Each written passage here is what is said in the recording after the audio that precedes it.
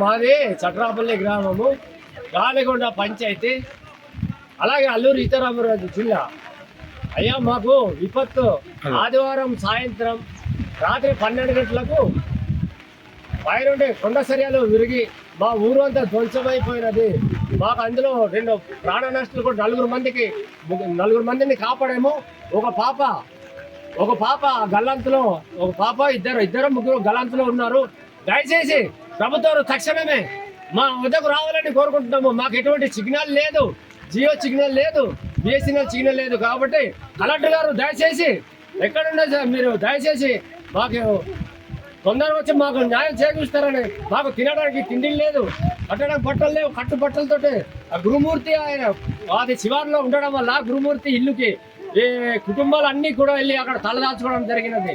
కాబట్టి తక్షణమే మాకు 24 గంటల లోపల మాకు వచ్చి మా గ్రామాన్ని సందర్శించాలనేసి మేము కోరుకుంటున్నాం సార్.